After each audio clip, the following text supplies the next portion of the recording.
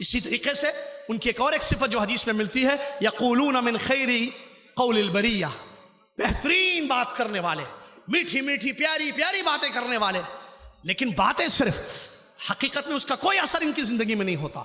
افسوس کے ساتھ کہنا پڑتا ہے آج ہم ان ظواہر کو دیکھ کر متاثر ہو جاتے ہیں، اور یہی حال اس زمانے میں عوام کا ہوا جو خوارج سے متاثر ہو گئے۔ اس کی ایک وجہ علماء لکھتے ہیں ان کی ظاہری عبادتیں تھیں، ان کی ظاہری عبادتیں تھیں، ان کا قرآن کثرت سے پڑھنا، ان کا نمازیں کثرت سے پڑھنا، اور بہترین گفتگو کرنا، بہترین بات، پیاری پیاری بات اس نے بیان فرمائی۔ آج دیکھیے ہمارے پاس سب سے اچھا آدمی کون ہے؟ جو بہت اچھی بات کرتا ہے، سب سے اچھی تقریر کرتا ہے، میٹھی میٹھی باتیں، من پسند باتیں، ہمیں جو دل کو لبھائیں ایسی تقریر کرے تو وہ سب سے بڑا عالم، سب سے صحیح عالم، جبکہ نہ اس کا صحیح منہج ہے، نہ اس کا صحیح عقیدہ ہے۔ خوارج کی یہ صفت رہی کہ یقولون من قول خیر البریہ، وہ اچھی اچھی پیاری پیاری میٹھی میٹھی باتیں کرنے والے لوگ تھے۔ لہٰذا کسی کے ظاہری عبادت سے متاثر مت ہونا۔ ہو سکتا ہے یہ آدمی خارجی نکلے، ہو سکتا ہے اس کا عقیدہ باطل عقیدہ ہو سکتا ہے اس کا منہج، جب تک کہ کسی کو کتاب و سنت کی روشنی میں نہ تول لینا، اس کے عقیدے کو، اس کے منہج کو، اس کے استنباط کو، اس کے استدلال کو کتاب و سنت کی روشنی میں نہ دیکھنا، اس کے بارے میں آپ فیصلہ نہیں کر سکتے ہیں۔ لیکن عوام متاثر ہوتی تھی اس زمانے میں، متاثر ہونے کی وجہ ان کی ظاہری عبادتیں تھیں۔ ان ظاہری عبادتوں کی وجہ سے وہ بہت زیادہ متاثر ہو گئے، اور اس وجہ سے جو ہے وہ لوگ جو ہے گمراہ ہو گئے، اور یہ بھی گمراہ ہو گئے اور وہ بھی گمراہ ہو گئے۔ یہ ان کی صفات ہیں۔ اس کے علاوہ بہت ساری اور بھی صفات اللہ کے نبی صلی اللہ علیہ وسلم نے بیان فرمائی، جیسے تشدد ان کے اندر پایا گیا، دین کی سختی ان کے اندر پائی جاتی تھی، دین میں کوئی نرمی نہیں تھی ان کے اندر، ہر بات کو سختی سے لینا، شدت سے، تشدد سے لینا، یہ ان کا منہج رہا۔ یہی منہج آپ کو بعض فرقوں میں گمراہ چیزوں میں نظر آتا ہے۔ بہرحال کہنے کا مقصد، وقت ختم ہو گیا ہے میرے بھائی، بتانے کا مقصد یہ ہے، یہ گمراہ فرقہ نمودار ہو چکا۔ ایک دور آیا، اس زمانے میں جماعت کی شکل میں آ گئی ہے، ان کے نام الگ تھے، میں نے بتایا موجودہ دور میں۔ اب آپ دیکھیں کہ موجودہ دور میں خوارج کے نام سے نہیں ہیں، لیکن بہت سارے ایسے گمراہ فرقے ہیں، بہت سارے مسلمانوں کے ایسے گمراہ فرقے ہیں جن فرقوں میں ان کا عقیدہ ہمیں نظر آتا ہے، ان کا منہج ہمیں نظر آتا ہے، ان کا طریقہ ہمیں نظر آتا ہے، ان کی شدت ہمیں نظر آتی ہے۔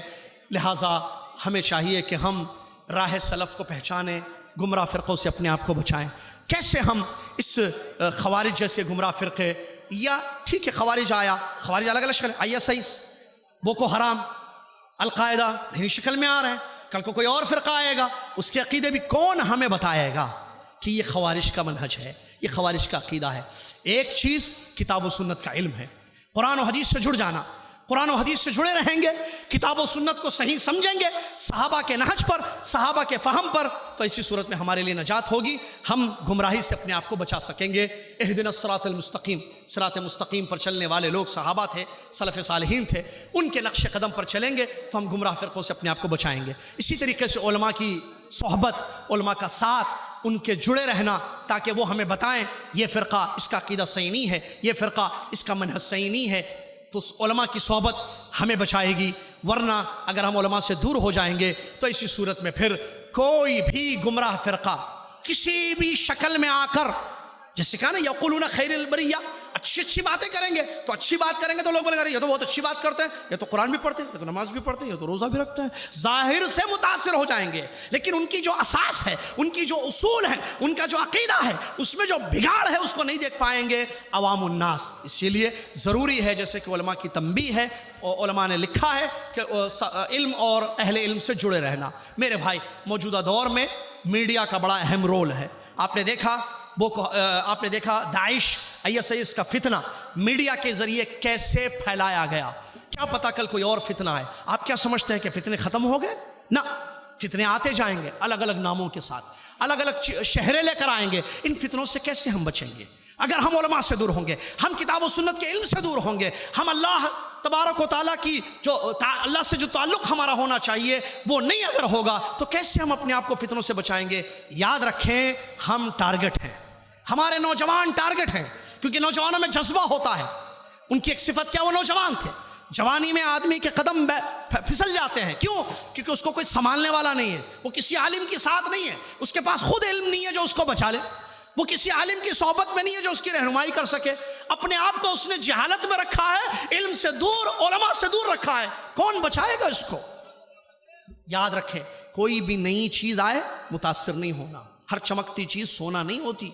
نئی چیز آ گئے خلافت, کالے جھنڈے, صحیح مسلم کی حدیث, فلاں دیکھو ہم خلافت لائیں گے, یہ غلط, وہاں یہ ہوتا ہے, یہاں یہ ہوتا ہے. نوجوانوں کو میڈیا, الیکٹرانک میڈیا کے ذریعے متاثر کرتے ہیں. پہلے ان کو پہلے علماء, ریال کے علماء, جیب کے علماء, پیسوں کے علماء سے دور کرتے ہیں. ان کا خطرناک ہدف ہے یہود و نصارہ کا. ٹھیک ہے, پہلے علم سے دور مشغول کر دیتے. واٹس ایپ پہ مصروف ہے, اس کے پاس علم حاصل کرنے کا فرق, قرآن پڑھنے کا وقت نہیں ہے, قرآن سمجھنے کا وقت نہیں ہے اس کے پاس. واٹس ایپ پہ, فیس بک پہ اپنے آپ کو مصروف رکھا, تو علم حاصل کرنے کا ٹائم نہیں ہے. ایسا بزی کر دیا دشمنان اسلام نے اس کو. ایک نمبر 2, علماء کو بدنام کر دو. جیسے خوارج کا منہج رہا, علماء کا طعن و تشنیع, ان کو گالیاں دینا, ان کو برا سمجھنا, ان پر تہمتیں, الزام لگانا. کیوں؟ جب یہ چیز ہوگی, علماء کو جب بدنام کر دیا جائے گا, عوام علماء سے قریب رہے گی یا دور رہے گی؟ دور ہو جائے گی. جب دور ہو جائے گی تو وہ اس بال کے جیسے ہو جائیں گے جو میدان میں, پلے گراؤنڈ میں ہوتا ہے. آدمی اوپر لے جائے تو اوپر پیر سے, رائٹ میں مارے تو رائٹ, پیچھے مارے تو پیچھے, لیفٹ میں, جیسے چاہے کھیلو اس کے عقیدے سے, منہج سے. کیونکہ یہ ہمارے جیب میں, جس کو انگلش میں کہتے ہیں the ball is in your pocket. بال, گیند اب آپ کے جیب میں ہے, اب جیسے چاہے اس کا یوز کرو. یہ چال ہے دشمنان اسلام کی. اس کو سمجھنے کی کوشش کریں, اللہ سے ڈریں, اللہ سے دعائیں کریں, اللہ فتنوں سے محفوظ رکھے. چاہے خوارج کا فتنہ ہو, یا رافضیت کا فتنہ ہو, یا تکفیری فتنہ ہو, یا کوئی اور قسم کا گمراہ فرقہ کل کسی بھی شکل میں ہمارے سامنے آئے, اللہ سے دعائیں کریں اللہ ہمیں فتنوں سے محفوظ رکھے. اے اللہ گمراہیوں سے ہمیں محفوظ رکھے. اس کے لیے جد و جہد کرنا. اور میں خصوصی طور پر آخر میں اپنے نوجوانوں کو یہ میسج دینا چاہتا ہوں, اللہ کے لیے جلد باز نہ بنے, جلدی فیصلہ کرنے والے نہ بنے کسی کے بارے میں. کوئی بھی چیز آ جائے تو میں آخری ایک آیت پڑھ کر, آیت کا خلاصہ پڑھ کر ختم کرتا ہوں. اللہ کے نبی صلی اللہ, ایک منٹ بس, اللہ کے نبی اللہ تبارک و تعالیٰ نے قرآن میں ایک بات بیان فرمائی, بس اسی پر بات ختم. فَإِذَا جَاءَهُمْ أَمْرٌ مِّنَ الْأَمْنِ أَوِ الْخَوْفِ أَذَاعُوا بِهِ وَلَوْ رَدُّوهُ إِلَى الرَّسُولِ إِلَى آخِرِ الْآيَةِ. اس آیت کا خلاصہ یہ ہے, لوگوں کے پاس اگر کوئی بھی نئی چیز آتی ہے تو فوراً اس کو پھیلا دیتے ہیں. پھیلانے کے بجائے اگر وہ اللہ کے رسول صلی اللہ علیہ وسلم کی طرف لوٹائیں یا علماء کی طرف اس مسئلے کو لوٹائیں تو وہ اس کا صحیح مطلب بتا سکتے ہیں. اس پر عمل کرنے کی ضرورت ہے. کوئی بھی چیز آ جائے یا کوئی بھی نئی چیز آ جائے تو مت پھیلانا جب تک کہ لوٹانا نہیں کتاب و سنت پر, کتاب کی سنت کی طرف, یا علماء جو کتاب و سنت کو سمجھنے والے ان کی طرف نہ لوٹائیں. اللہ سے آخر میں دعا ہے, اللہ تعالیٰ مجھے اور آپ خود, اللہ تعالیٰ صحیح منہج پر قائم رکھے, صحیح عقیدے پر قائم رکھے, اور ہر قسم کے گمراہ فرقوں سے ہماری حفاظت فرمائے.